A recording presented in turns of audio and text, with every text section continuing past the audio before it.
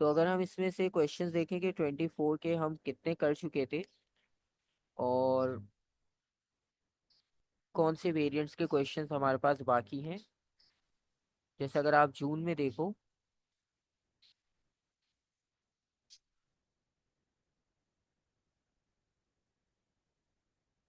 तो ये third variant है। थर्ड वेरिएंट में से इलेक्ट्रिसिटी और ये हमने कर लिया था।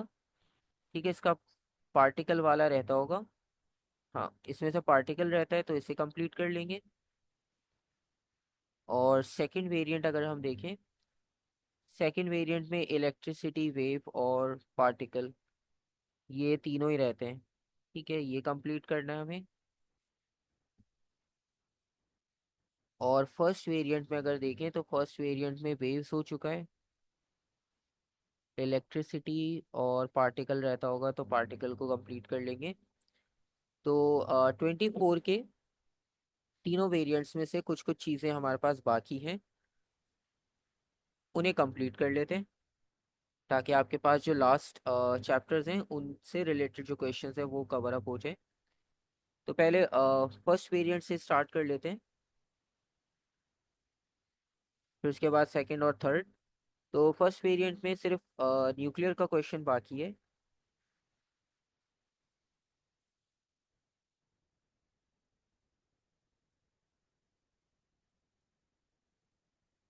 क्वेश्चन है, nuclei of N isotope copper each have 29 protons and 37 neutrons. तो उन्होंने आपको एक नंबर दे दिया कि कॉपर में 29 प्रोटॉन्स हैं, 37 न्यूट्रॉन्स हैं and this isotope is a beta negative emitter. तो इसमें बीटा नेगेटिव डिके होगा, ये उन्होंने बता दिया। Clearly state the nuclide notation in the form of AZX for this nucleus of copper. तो सिंपल सी बात है, उन्होंने कहा है कि कॉपर है, कॉपर कन्वर्ट हो रहा है और इसमें बीटा नेगेटिव डिके हो रहा है। तो बीटा नेगेटिव डिके की इक्वेशन आपको पता है कि copy paste as it is आपने करनी है। ठीक है, तो यहाँ पर होगा ये कि उन्होंने कहा था कि 29 प्रोटॉन्स और 37 न्यूट्रॉन्स हैं। तो 29 प्लस 37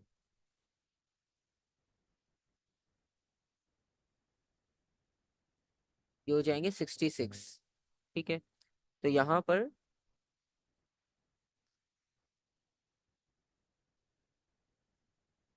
कॉपर के लिए हमने लिखना है।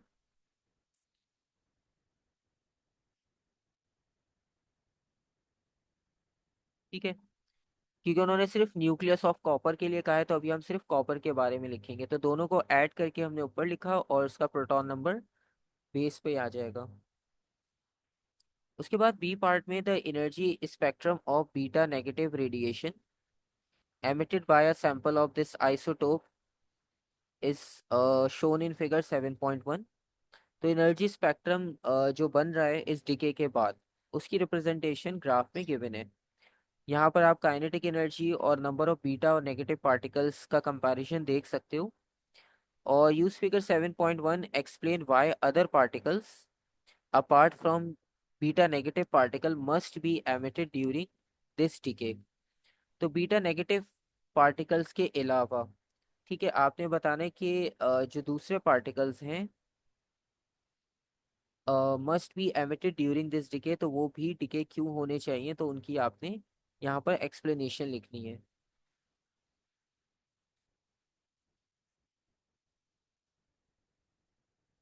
अच्छा, अब यहाँ पर होगा ये कि एक तो आप देख सकते हो कि नंबर ऑफ बीटा पार्टिकल्स यहाँ से स्टार्ट हो रहे हैं, उसके बाद वो इंक्रीज हुए और फिर वो डिक्रीज होना शुरू हो गए नंबर्स, और उनकी काइनेटिक एनर्जी साथ साथ इंक्रीज हो रही है।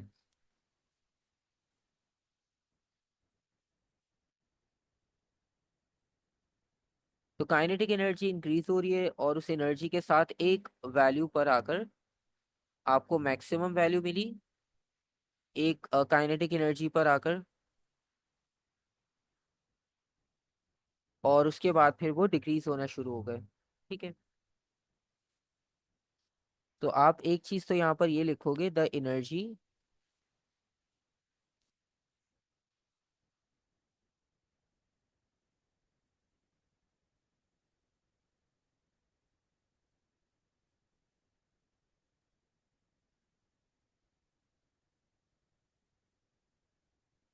ऑफ द डिके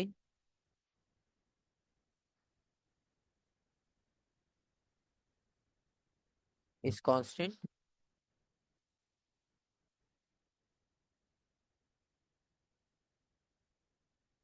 लेकिन अगर हम सिर्फ बीटा पार्टिकल्स की बात करें, जो कि हमें यहाँ पे ग्राफ में दिखाया गया है, तो इसकी वैल्यू जो है वो एनर्जी की सेम नहीं है। वो कंटिन्यूअसली चेंज हो रही है, वो वेरी कर रही है। तो इसके अकॉर्डिंगली हम ये लिखेंगे, the energy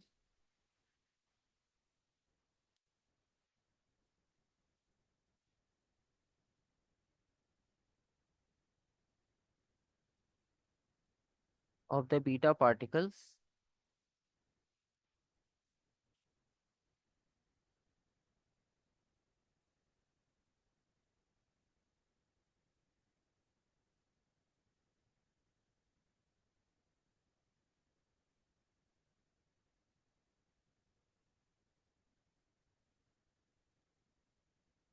continuous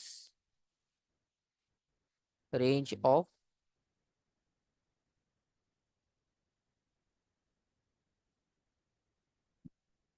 values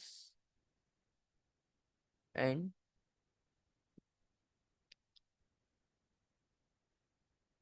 it is not constant.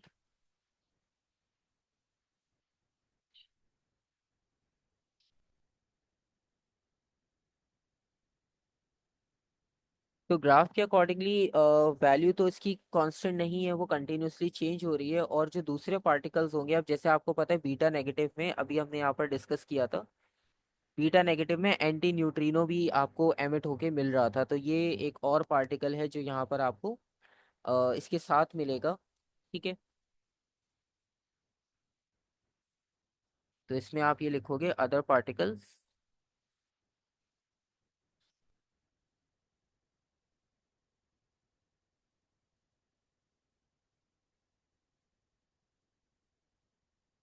Like anti neutrino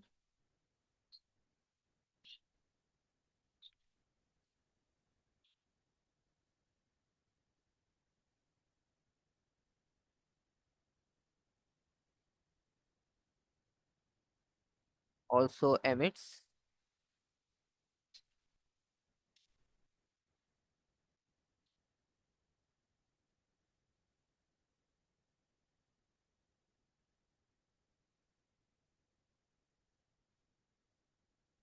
and they possess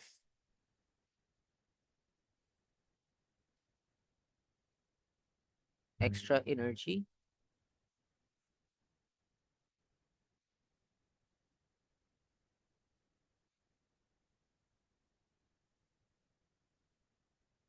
during reaction। तो जो बाकी आपके पास एनर्जी बचेगी, क्योंकि इसमें जो वेरिएशन आ रही है वो इस वजह से ही है, क्योंकि यहाँ पर जो एंटी न्यूट्रिनो एमिट होगा, तो जो बीटा नेगेटिव को एनर्जी चाहिए वो उसे मिल जाएगी, और बाकी एनर्जी जो है वो एंटी न्यूट्रिनो के पास जाएगी। और बाकी वैसे हम ऊपर नाम ऑलरेडी लिख भी चुके हैं, और सेकंड पार्ट में उन्होंने स्पेसिफिक उसी का नाम पूछा है कि वो कौन सा पार्टिकल होगा जो कि यहाँ पर एमिट होगा। तो उसको आप एंटी न्यूट्रिनो या इलेक्ट्रॉन एंटी न्यूट्रिनो भी लिख सकते हो। अगर एंटी न्यूट्रिनो लिखा वो भी सही है, इलेक्ट्रॉन एंटी न्यूट्रिनो लिख रहे हैं तो वो भी सही है।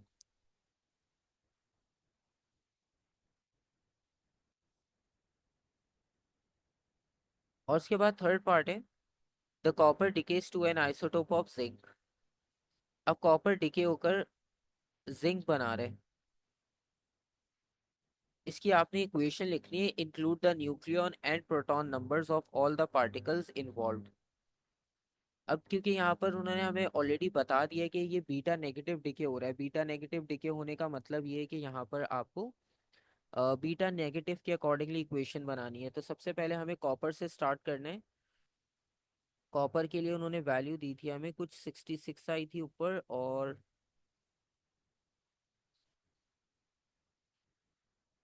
29।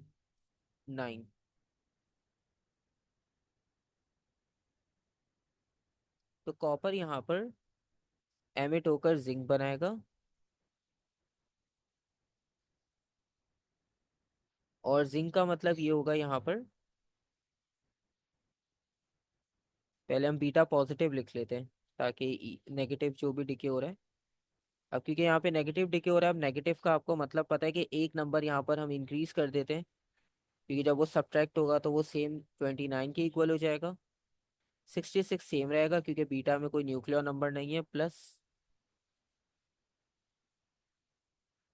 इलेक्ट्रॉन एंटी न्यूट्रिनो आ जाएगा यहाँ पर।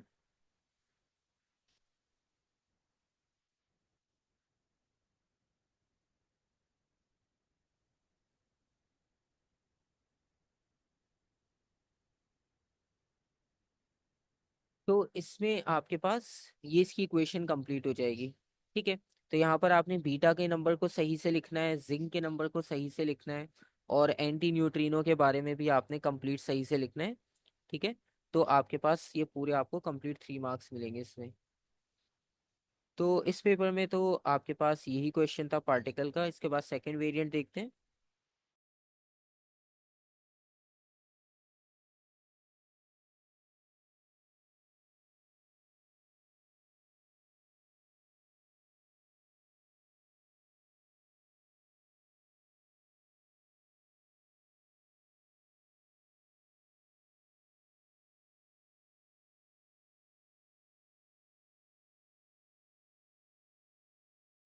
ओके, अब सेकंड वेरिएंट में सबसे पहले इलेक्ट्रिसिटी के क्वेश्चन है जो कि अनसॉल्व्ड है, वो हमने कंप्लीट नहीं किए थे, तो उसे पहले कंप्लीट कर लेते हैं। तो सबसे पहले किरचॉफ सेकंड लॉ से स्टार्ट हो रहा है।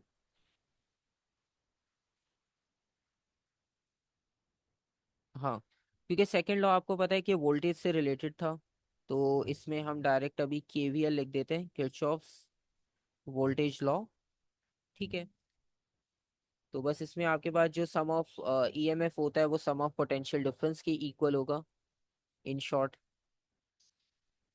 सम of all EMF is equals to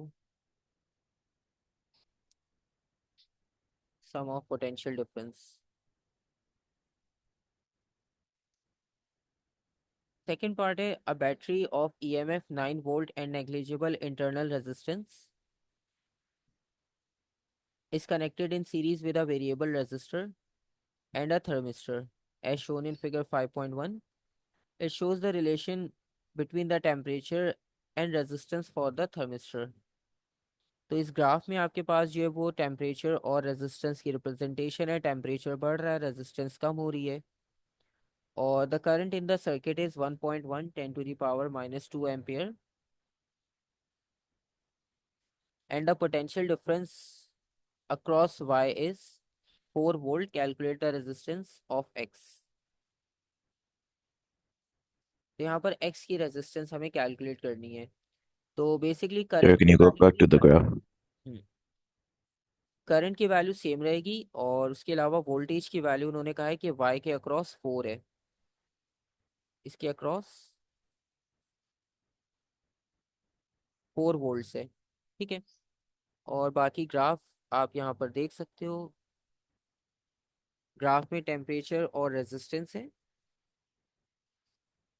अच्छा, टोटल ईएमएफ 9 है, टोटल 9 ईएमएफ में से 4 वोल्ट जा रहा है वाई के पास, तो बाकी डेफिनेटली जो बचेगा 3 वो चला जाएगा एक्स के पास। What was the current? ठीक है, और करंट की वैल्यू थी 1.1 10 to the power -2। Resistance of X. अब इसमें आपको ये पता होना चाहिए कि थर्मिस्टर का सिंबल जो है वो कौन सा होता है, वेरिएबल रेजिस्टर का कौन सा होगा। वेरिएबल रेजिस्टर जो है, वैसे खैर उन्होंने बता दिया यहाँ पर कि एक्स है, तो हमें वेरिएबल रेजिस्टर की रेजिस्टेंस फाइंड आउट करनी है।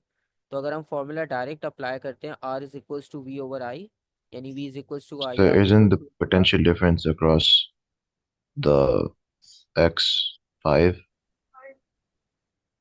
क्रॉस एक्स, नहीं वो 3 होगा, क्योंकि 4 y3? वोल्ट, हाँ 4 वोल्ट यहाँ पर जा रहे हैं। अच्छा सॉरी, 1 मिनट, 5 होगा, मैंने 3 लिख दिया गलती से। सही है, सही है, 5 होगा। करना वही सब्ट्रैक्ट था, तो मैंने वो 6 के कंसिडर करते हुए सिर्फ 3 लिख दिया। ठीक है, 5 आएगा, बिल्कुल सही है। तो 5 डिवाइडेड बाय करंट की वैल्यू 1.1 -2। तो इससे आप रेजिस्टेंस कैलकुलेट कर लोगे।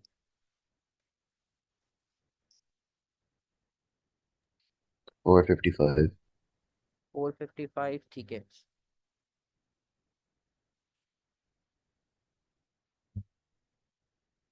The temperature of Y is changed to 190 degrees Celsius. The resistance of X remains unchanged. So what is the new potential difference across Y? अच्छा, टेम्परेचर Y का change होकर 190 पर गया है, तो अभी पहले हमें ग्राफ देखना पड़ेगा 190 पर। तो 190 पर होगा ये यहाँ पर 25. 25। तो यानी अभी इसकी रेजिस्टेंस हो गई 25 ओम्स। और ये हम बात कर रहे हैं अभी थर्मिस्टर की।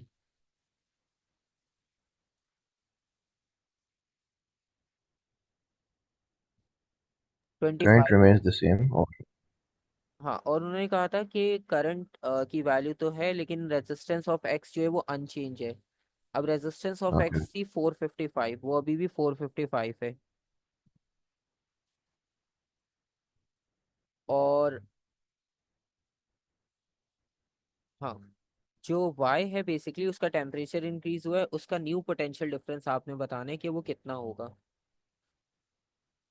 ठीक है, अब ऐसे हम इस पे पोटेंशियल डिवाइडर का भी फॉर्मूला अप्लाई कर सकते हैं डायरेक्ट, क्योंकि हमारे पास पोटेंशियल डिवाइडर ही है। और अभी उन्होंने हमसे जो क्वेश्चन पूछा है वो क्वेश्चन ये पूछा है कि इसका वोल्टेज कितना होगा।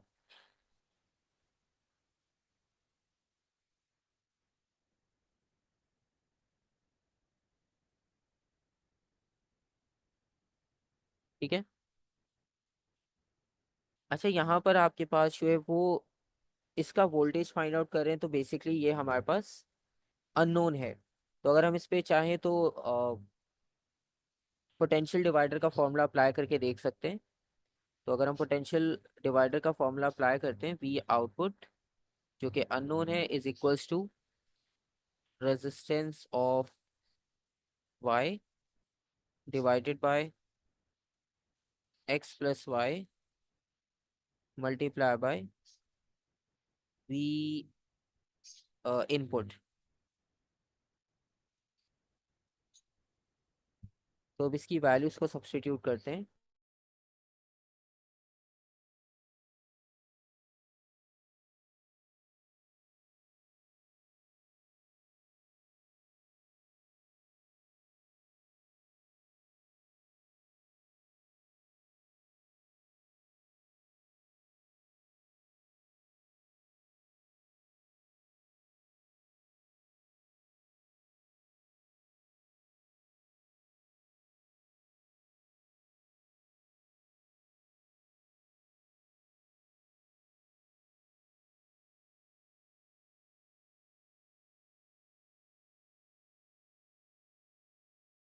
ठीक है, तो यहाँ पर आपके पास सारी वैल्यूज गिवन है ऑलरेडी। जैसे इनपुट वोल्टेज ये वाला लेंगे हम, टोटल ईएमएफ का 9।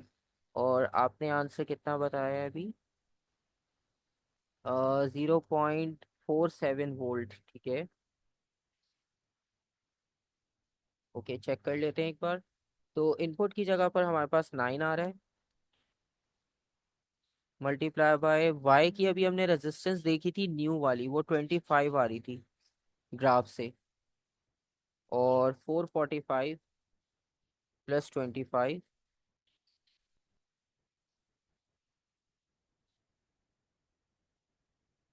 0.47 आ रही है आपके पास भी। तो ठीक है, यही आंसर होगा फाइनल। दोनों के पास सेम आ रहा है, आपके पास 0.47 पोटेंशियल डिफरेंस हो जाएगा। ठीक है, क्योंकि इसमें मोस्टली होता है कि इंडिविजुअल भी सॉल्व कर सकते थे, लेकिन जब पोटेंशियल डिवाइडर का कॉन्सेप्ट आपको सही से अप्लाई करना आता हो तो फिर आप डायरेक्ट पोटेंशियल डिवाइडर भी अप्लाई कर सकते हैं। ठीक है। Third part is the resistance of X is increased, the temperature of Y remains at 190 degree Celsius. अब रेजिस्टेंस जो है वो एक्स की इंक्रीज की है, और एक्स जो था वो हमारे पास वेरिएबल रेजिस्टर है। तो वेरिएबल रेजिस्टर का हमने टेम्परेचर इंक्रीज किया है, रेजिस्टेंस ऑफ एक्स, और ये थर्मिस्टर है।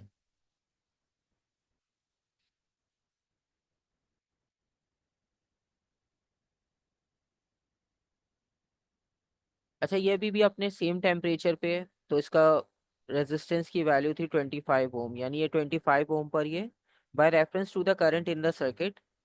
तो करंट के रेफरेंस से आपने ये एक्सप्लेन करना है, effect of this change if any on the potential difference across Y, यानी वाई का मतलब जो थर्मिस्टर लगा हुआ है उसके पोटेंशियल डिफरेंस पे क्या इफेक्ट आएगा इन टर्म्स ऑफ करंट, ये आपने बताना है। और इन्होंने कहा है कि टेम्परेचर जो है वो वेरिएबल रेजिस्टर का बढ़ा है। ठीक है, वेरिएबल रेजिस्टर का अगर टेम्परेचर बढ़ेगा तो उसका वोल्टेज क्या होना चाहिए।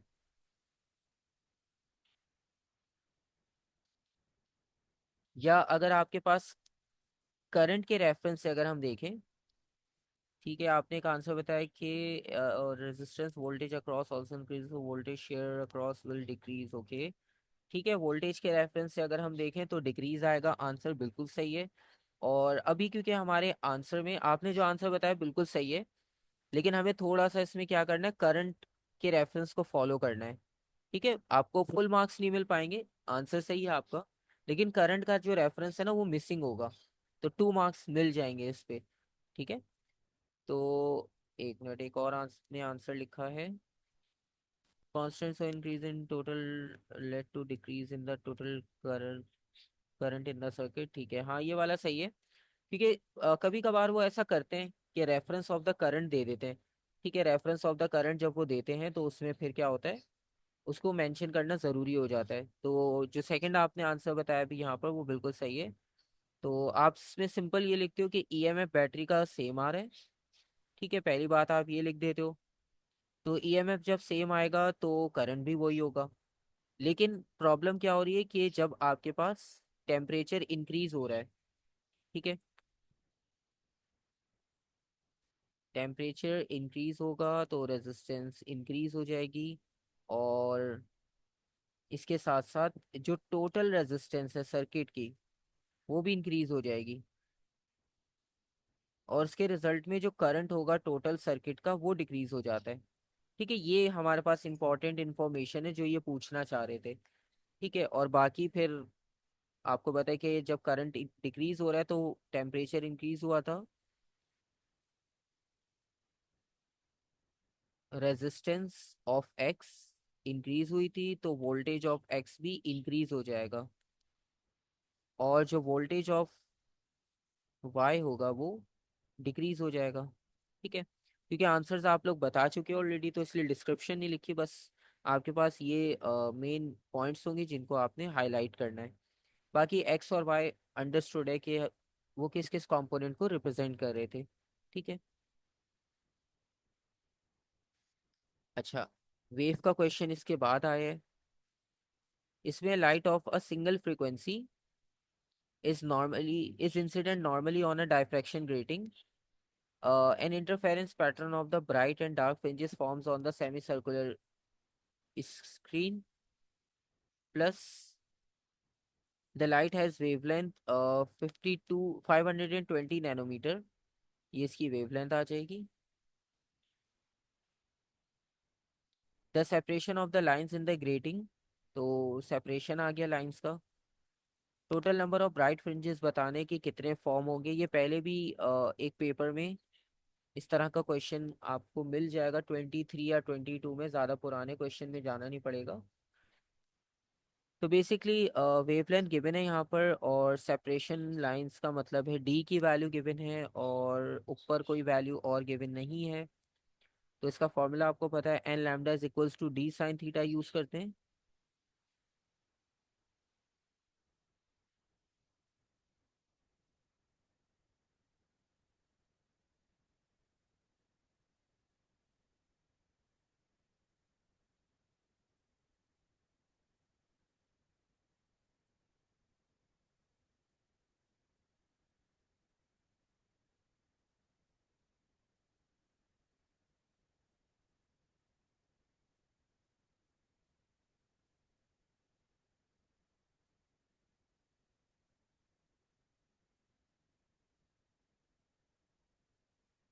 तो यहाँ पर आपके पास अब पहले डी की वैल्यू को देखना है हमें कि उसे किस तरह से सेट करना है। डी की वैल्यू है 3.8 10⁻⁻�6 मीटर। ठीक है। और उसके साथ जो है वो total number of bright fringes formed on the screen. ठीक है।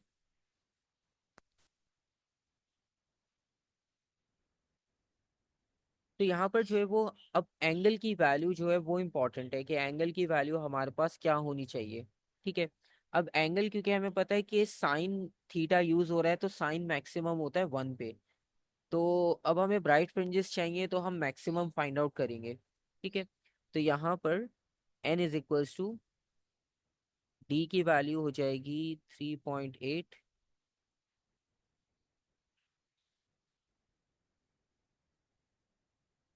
-6 7.3 आ रहा है आपके पास। ठीक है।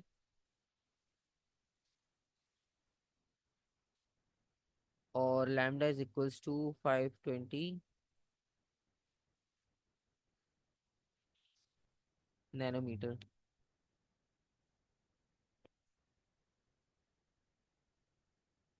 अच्छा अब यहाँ पर जो है वो इन सारी कैलकुलेशंस करने के बाद। नैनोमीटर्स -9 नहीं होगा? हाँ सॉरी, -9। और फाइनल आंसर अब आपके पास आ रहा है 7.3। ठीक है, आपने कैलकुलेशन की, आपके पास आंसर आ रहा है 7.3।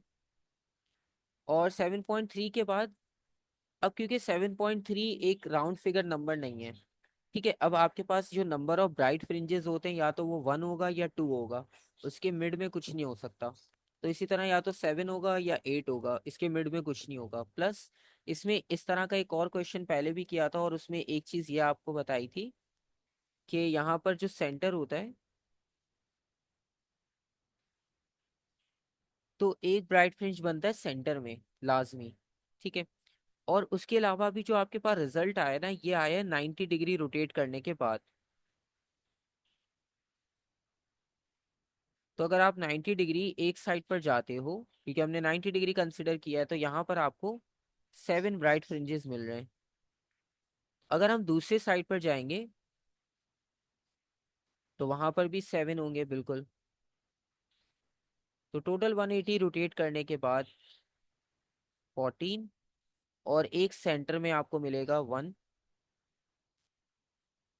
जब जीरो एंगल होगा तो उस पे भी आपको एक ब्राइट मिलेगा, तो इस तरह से आपके पास टोटल हो जाएंगे 15। ठीक है। तो यहाँ पर इस तरह से हम इसे 7 राउंड ऑफ कंसीडर करेंगे क्योंकि 7 के क्लोज है। तो टोटल हो जाएंगे 15। ऐसा क्वेश्चन 22 में भी है शायद, 23 या 22 में था शायद, एग्जैक्टली सेम इसी तरह से। और उसके अलावा the light is replace with a red light of a single frequency. State whether the frequency of the red light is greater than, less than, or the same as the frequency of the original light। तो red light को आपने replace कर दिया, sorry, light को replace करके red light हम लेकर आए हैं सिंगल फ्रीक्वेंसी की। तो अब आपने बताने कि frequency of red light is greater than, less than, और same as the frequency of the original light. तो रेड लाइट और ओरिजिनल लाइट को अगर हम कंपेयर करें तो उनकी फ्रीक्वेंसी में क्या चेंज आता है। जैसे ओरिजिनल लाइट से उनका मतलब ये कि हमने पहले कौन सी लाइट यूज़ की थी, एक सिंगल फ्रीक्वेंसी की लाइट हमने बस यूज़ की थी, और इसमें डार्क और ब्राइट फ्रिंजेस बने थे। बस एक उन्होंने ये इन्फॉर्मेशन दी थी। और उसके बाद हाँ, उन्होंने आपको ये रेफरेंस दिया था कि इसका जो वेवलेंथ है वो 520 नैनोमीटर है। ठीक है। तो इससे आप कंपेयर कर सकते हो। तो फ्रीक्वेंसी जो है रेड लाइट की वो लेस होगी ओरिजिनल लाइट से, क्योंकि अगर आप फ्रीक्वेंसी और वेवलेंथ सर्च करते हो, क्योंकि आपके सिलेबस में भी ये चीज़ मेंशन है कि आपको ये वैल्यूज याद होनी चाहिए, इनका एक रेफरेंस आपको याद होना चाहिए। ठीक है। तो अब जैसे आप रेड लाइट की अगर बात करते हो तो रेड लाइट की जो फ्रीक्वेंसी है वो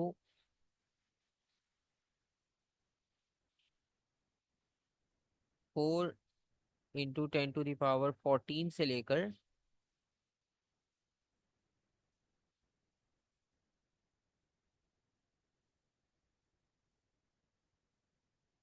14 हर्ट्ज तक होती है। और अगर हम इसकी वेवलेंथ की बात करें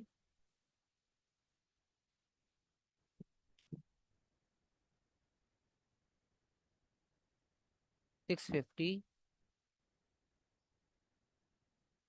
नैनोमीटर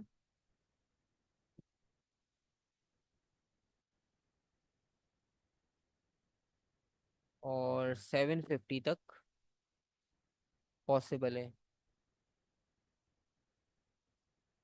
और अभी हमारे पास जो क्वेश्चन में गिवन थी वैल्यू वो थी 520।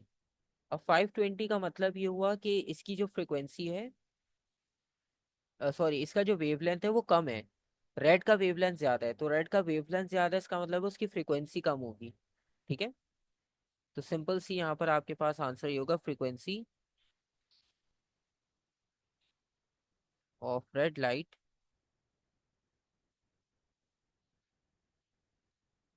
Is less. ठीक है। Then frequency of original light, क्योंकि इसका वेवलेंथ ग्रेटर है तो वेवलेंथ ग्रेटर होने का मतलब है फ्रीक्वेंसी कम होगी, दोनों इनवर्सली प्रोपोर्शनल होते हैं इस वजह से। फिर उसके बाद सेकंड पार्ट है, state and explain the effect of this change on the number of bright fringes formed on the screen, a calculation is not required. तो अब ये जो चेंज किया हमने, मतलब हम लेस फ्रीक्वेंसी वाली लाइट लेकर आ गए ग्रेटर वेवलेंथ के साथ।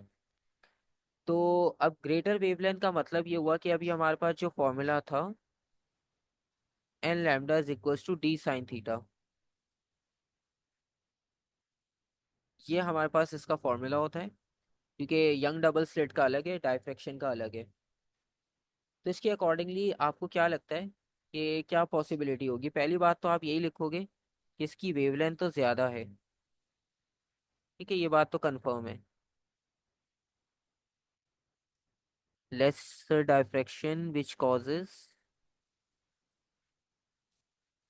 the fringes to be closer together, so more fringes will be observed। ठीक है। ओके। अच्छा, रेड लाइट में सबसे पहली बात आ गई लॉन्गर वेवलेंथ। अच्छा, अब जैसे आपने आंसर लिखा है ना, आंसर में आपने कहा कि हायर वेवलेंथ में लेस डाइफ्रैक्शन होगा। ठीक है। और जैसे हमने डाइफ्रैक्शन के बारे में पढ़ा है कि जैसे गैप गिवन हो अगर, और गैप अगर स्मॉल हो और वेवलेंथ ग्रेटर हो, ठीक है, तो वेवलेंथ ग्रेटर होने के बाद ये होगा कि वो ज्यादा डाइफ्रैक्ट होता है। ठीक है। और अगर आप इस साइड पर नहीं भी जाते तो आप फॉर्मूला से कंपेयर कर लो, λ = n या n = 1/λ। तो ये दोनों एक दूसरे के इन्वर्सली प्रोपोर्शनल है। तो अगर लैम्डा की वैल्यू इंक्रीज होती है तो एन की वैल्यू डिक्रीज हो जानी चाहिए। ठीक है। तो आपने दोनों रेफरेंस सही दिए थे, लेकिन ऑपोजिट लिख दिया था बस। तो यहाँ पर आप फॉर्मूला के रेफरेंस से भी दे सकते हो, क्योंकि ये इन्वर्सली प्रोपोर्शनल होते हैं।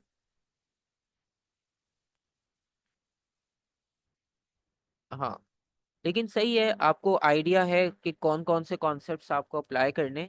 इंक्रीज डिक्रीज का कोई मसला नहीं है, वो हो जाती है प्रैक्टिस में सही। तो इन्वर्सली प्रोपोर्शनल होने की वजह से लेस नंबर ऑफ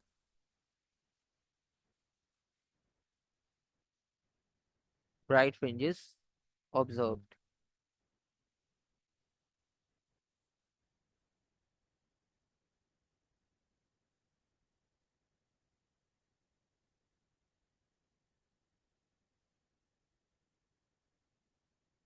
उसके बाद पार्टिकल फिजिक्स के क्वेश्चन पे आते हैं इस वेरिएंट में।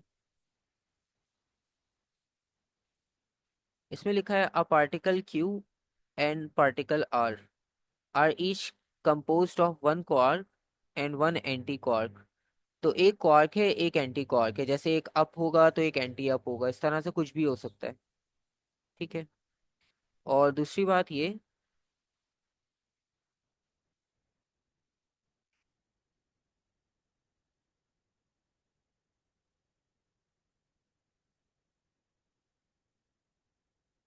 कि यहाँ पर दूसरी बात उन्होंने पूछी, state the name of the class या ग्रुप ऑफ पार्टिकल। तो सिंपल सी बात है, उन्होंने कहा है कि एक क्वार्क है और एक एंटी क्वार्क है। ठीक है, कंफ्यूज करने के लिए क्वार्क एंटी क्वार्क लिखा है, लेकिन इन शॉर्ट हैं दो। ठीक है, दो क्वार्क्स की बात हो रही है, तो दो क्वार्क सिस्टम होते हैं किसमें, मीजॉन्स में। ठीक है। हाँ, बेसिकली इसमें बस यही है, थोड़ा सा नाम का प्रॉब्लम है।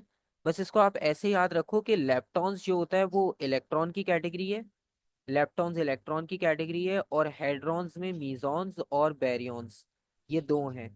ठीक है। मीजॉन्स आप याद कर लो, मीजॉन्स में दो क्वार्क होते हैं, तो बैरियॉन में डेफिनेटली तीन होंगे। तो यहाँ पर सिंपल हमारे पास आंसर, आप अगर मीजॉन्स लिख रहे हो वो भी सही होगा, और अगर फॉर एग्जांपल जैसे उन्होंने लिखा ना क्लास या ग्रुप, अगर किसी ने हेड्रॉन लिखा तो वो भी सही होगा। ठीक है, क्योंकि उन्होंने भी क्लास या ग्रुप दोनों मेंशन किए, तो उनकी मार्किंग स्कीम के भी अकॉर्डिंगली आपको दोनों ही सही मिलेंगे। बी पार्ट पे आते हैं, Q has a charge of -e। तो इसमें से जो क्यू पार्टिकल था उसका चार्ज आ रहा है -1e। ई एलिमेंट्री चार्ज है, और आर जो है वो उसका चार्ज आ रहा है 0। तो complete table 7.1 to show a possible second quark in each of Q and R. एक एक क्वार्क लिखे हुए हैं, इनके दूसरे पॉसिबल क्वार्क्स बताने हैं। ठीक है। अच्छा, पहली बात तो ये कि उन्होंने आपको बताया था कि एक क्वार्क होगा और एक एंटी होगा। ठीक है, तो इसका मतलब है स्ट्रेंज, स्ट्रेंज जो है वो क्वार्क है। ठीक है, एंटी अप जो है वो एंटी क्वार्क है। ठीक है, तो ये चीज को भी थोड़ा सा आपने ध्यान में रखना है कि उन्होंने क्या गिवन दिया है। और दो एंटी नहीं लगाने, दो क्वार्क नहीं लगाने, क्योंकि उनकी फॉर्मेशन के हिसाब से एक क्वार्क है तो दूसरा एंटी क्वार्क होगा। ठीक है। अब जैसे उन्होंने दिया स्ट्रेंज, स्ट्रेंज की वैल्यू होती है +2/3। सॉरी, स्ट्रेंज की वैल्यू होती है -1/3।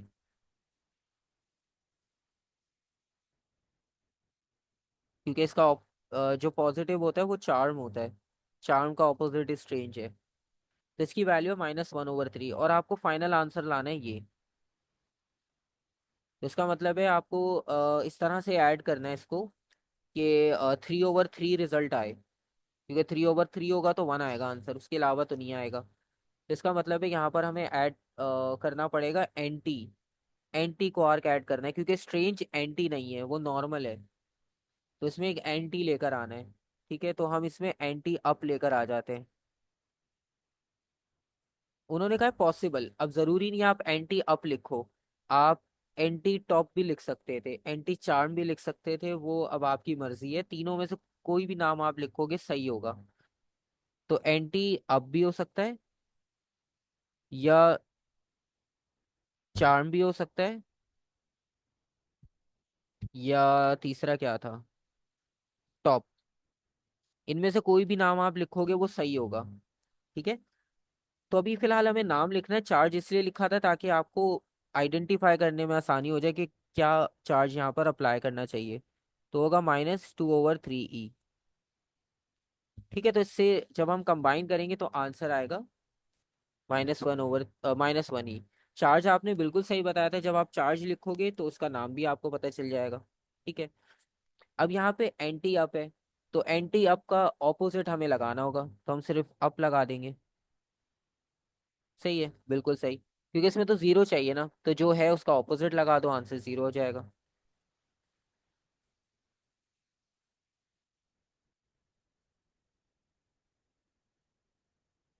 तो ये आपके पास इसका आंसर हो जाएगा। ठीक है, तो इसमें भी बस थोड़ा सा आपको कॉम्बिनेशन और नाम याद होने चाहिए, तो ये भी आंसर इजी था।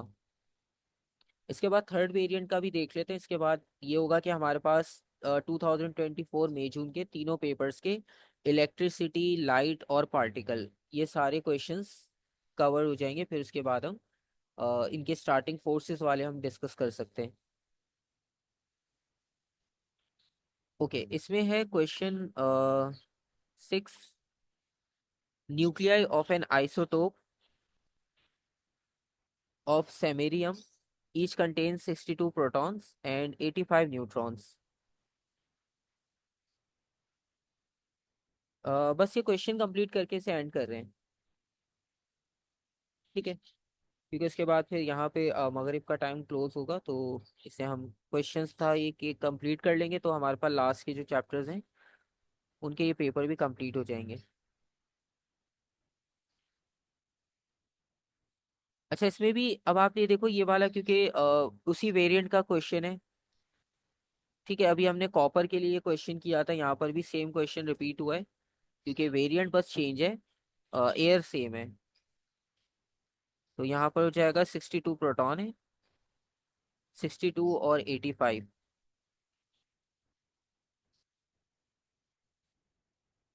और उसके बाद वो कह रहे हैं isotope of samarium is radioactive and decays by emitting particles। gamma radiation is not emitted। gamma radiation emit नहीं हो रही। और energy spectrum of the emitted particle is shown in figure 6.1। अब यहाँ पर आप देखो नंबर ऑफ पार्टिकल्स और एनर्जी एक ही है, फिक्स। उसके बाद वो पूछ रहे हैं explain how figure 6.1 shows that the isotope of samarium emits alpha particle and do not emit beta particle। तो इसमें बीटा पार्टिकल क्यों नहीं है, ये आपने एक्सप्लेन करना है। अच्छा, अल्फा में आपको याद होगा कि जब हम अल्फा पार्टिकल को एमिट करवाते हैं तो उसमें कोई तीसरा एलिमेंट नहीं बनता। मतलब एक गिवन होगा, एक अल्फा बनेगा, और बस आपके पास वो रिएक्शन की इक्वेशन कंप्लीट हो जाएगी। अभी हमने प्रीवियस एक वेरिएंट में देखा था, वहां पर उन्होंने बीटा नेगेटिव दिया था। ठीक है, यहाँ पर उसमें हमें पता था कि एक इलेक्ट्रॉन एंटी न्यूट्रिनो बन रहा है, उसमें एक बाहर से एलिमेंट एक और आता है, लेकिन अल्फा में कोई ऐसा एलिमेंट नहीं होता। ठीक है। और दूसरी बात ये कि ग्राफ से आपको पता चल रहा है कि काइनेटिक एनर्जी की वैल्यू भी फिक्स है। ठीक है। तो इस वजह से आपको ये चीज़ क्लियर हो रही है कि यहाँ पर एनर्जी की एक कांस्टेंट वैल्यू आ रही है, इसका मतलब कोई डिके जो हो रहा है वो भी एक कांस्टेंट डिके हो रहा है। ठीक है। तो यहाँ पर हम लिखेंगे कि काइनेटिक एनर्जी, बिल्कुल सही, of the particle is constant.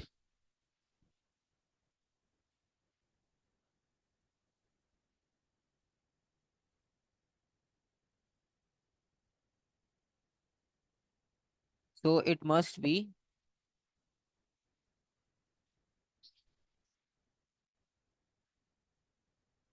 Alpha, क्योंकि बीटा की एनर्जी जो है वो कंटिन्यूस थी।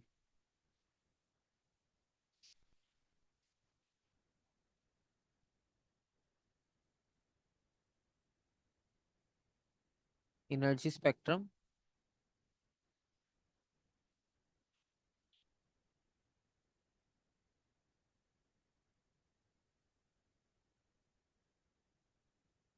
Is continuous.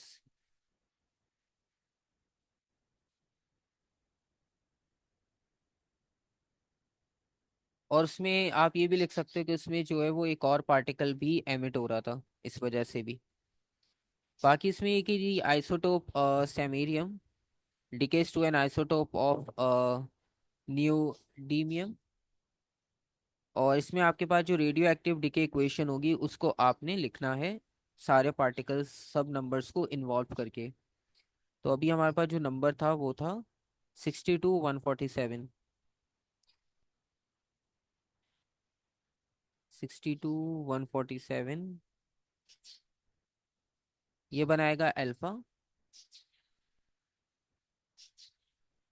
प्लस 60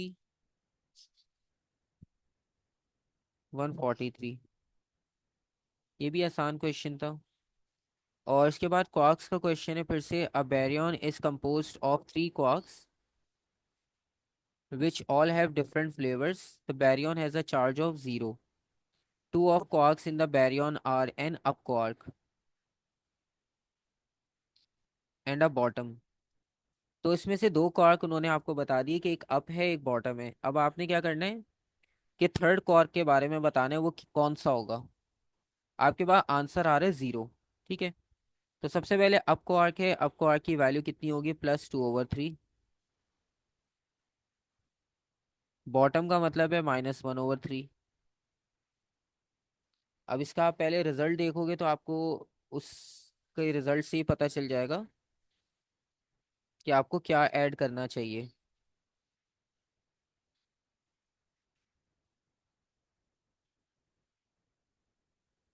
तो इसका रिजल्ट आपके पास 1/3 आ रहा है। तो 1/3 का मतलब ये हुआ कि आपको +1/3 ऐड करना चाहिए या -1/3, क्योंकि इन दोनों को कंबाइन करके रिजल्ट आ रहा है +1/3। ठीक है, तो इसमें आपको ऐड करना पड़ेगा माइनस। ठीक है, तो ये ब्लू कलर से इसको लिख देता हूँ, ये हमने ऐड किया है फिलहाल इसमें।